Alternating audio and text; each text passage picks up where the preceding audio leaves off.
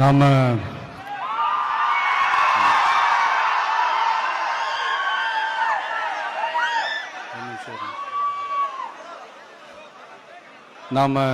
அரசியலுக்கு வந்ததிலிருந்தே நம்மளை பற்றி நிறையா சில வதந்திகள் எல்லாமே சொல்லிக்கிட்டு இருக்காங்க இல்லையா?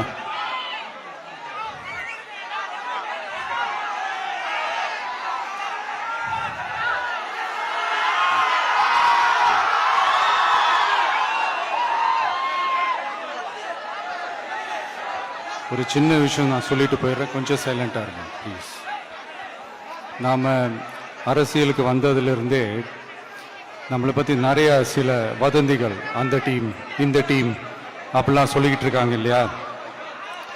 ஆனால் இவர் எந்த டீமும் கிடையாது, மக்களுடைய டீம்,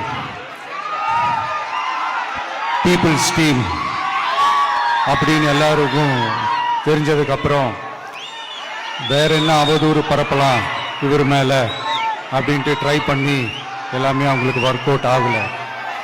ஸோ கடைசியில் என்னதான் இந்த விஜயை பண்ணலாம் அப்படின்னு நினைக்கும் போது தான் இந்த கூட்டணி அந்த கூட்டணிலாம் சேர போகிறாரு அப்படின்ட்டு ஒரு பொய்யான ஒரு பிரச்சாரத்தை பண்ணிக்கிட்டு இருந்தாங்க.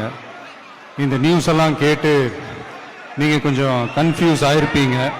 அதனால் இங்கே மறுபடியும் ஓப்பனாக தெளிவாக ஒரு விஷயத்தை நான் சொல்கிறேன். நாங்கள் எப்பவுமே மதச்சார்பற்ற கொள்கைன்றதில், அந்த ஸ்டாண்ட்லேயோ, மதச்சார்பற்ற சமூக நீதின்ற அந்த நிலைப்பாட்டிலேயோ எப்பவுமே சமரசம் வச்சுக்கவே மாட்டோம். நம்மளுடைய தலைமையில தான் ஆட்சி அப்படின்றதுல எப்பவுமே உறுதியா இருக்கிறோம்.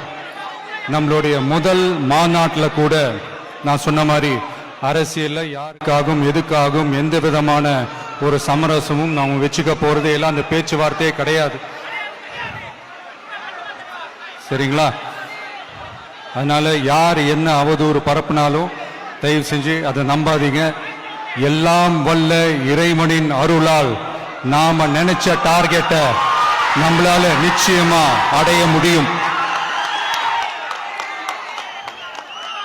இன்னைக்கு என்னுடைய இஸ்லாமிய சகோதர சகோதரிகளுக்கு என்னுடைய ரமலான் நல்வாழ்த்துக்கள்.